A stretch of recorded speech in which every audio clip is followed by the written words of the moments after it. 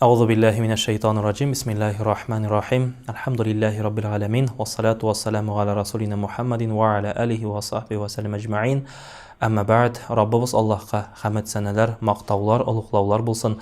Shulayq bizning suyukli payg'ambarimiz Muhammad Mustafa sallallohu alayhi va sallamga ixlos ko'ngil turlarimizdan chiqqan salovat sharifalarimiz bo'lsa edi. Hurmatli jamoat, endi bugun sizin bilan söylashasi kela. Alloh Robbimizning Robbi degan bir sifati to'g'risida. Albatta Robbi deb biz endi sizin bilan bek ko'p eshitamiz. Abi boboylardan da Robbana masalan duosin.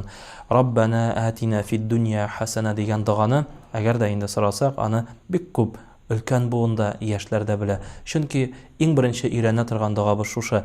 Aning ma'nosini bilamizmi? Aning ma'nosini tushunamizmi? Robbana degan so'z ul endi Robbimiz Allohning tarbiyachi degan, tarbiyalovchi degan sifatına ega.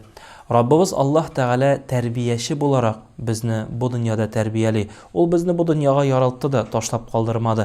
Bizni har bir odimimizda, har bir kunimizda, har bir soatimizda, har bir minutimizda bizga o'zining tarbiyasini beradi. Ham Qur'oni Karimda da Alloh taala aytadi: "Men sizga qaysi xayrli, shuni yaxshiroq bilam" deydi. Shunga da Robbimiz Allohni endi Robbi bo'laroq, ani tarbiyachi bo'laroq bizga qabul etarga kerak. Albatta tarbiyachi degach biz sizning bilan endi eng birinchi ko'z oldina keltiramiz. Kim ul tarbiyachi? Bolalar bog'chasina kelsak, bizning endi tarbiyachi opalarimiz bor.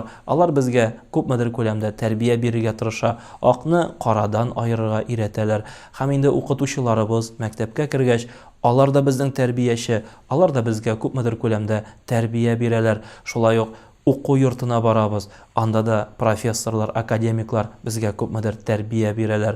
Ishga o'rnashsak da bizga endi ish o'rnida bizning yetakchilarimiz, direktorlarimiz, zavodda, fabriklarda masalan bizning endi yetakchilar, ular bizga tarbiya beralar, durust ishlarga, durust o'zimizni tutarga o'ratalar. Shulay bizning tug'andan olib endi o'zlari esan vaqtda tarbiya beruvchilarimiz bor. Ular bizning ati-anilarimiz har vaqt biz motor yashasin, durust yashasin, yaxshi yashasin deb tirishsalar. Bizning ati-anilarimiz biz tug'andan olib bizga tarbiya berishga tirishsalar, Robbimiz Alloh taala bizni shu dunyomizni da oxiratimizni qayg'irtib tarbiya beruvchi. Shunga ko'ra Robbimiz Allohni tarbiyachi bo'laroq qabul etarga kerak.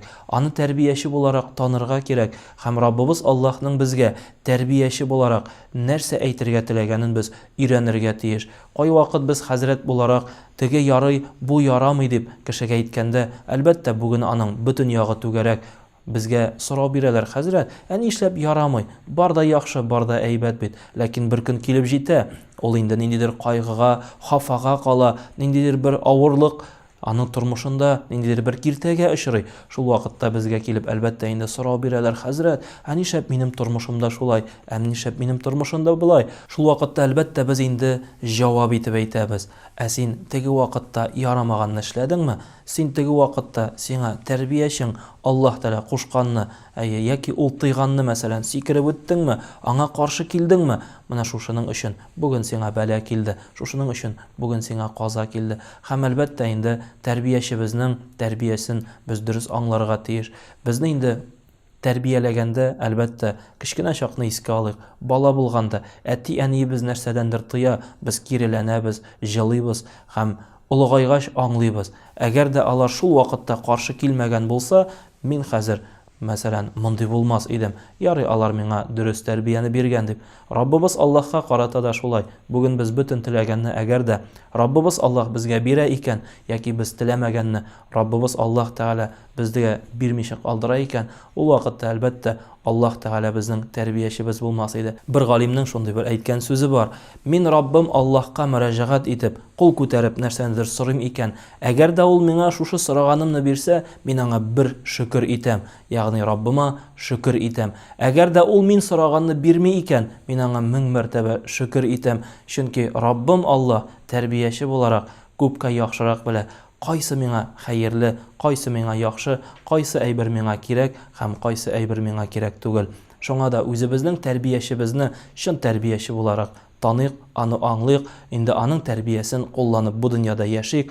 Robbimiz Alloh bizni shu dunyoda durust yasharga o'rgatib, indi oxiratida shu o'zimizning durust yashashimiz, tartibli, tarbiyali yashashimizning ajr savoblari etib bizga jannatni bo'lak etsaydi. Amin. Va alaykum assalam va rahmatullohi barakatuh.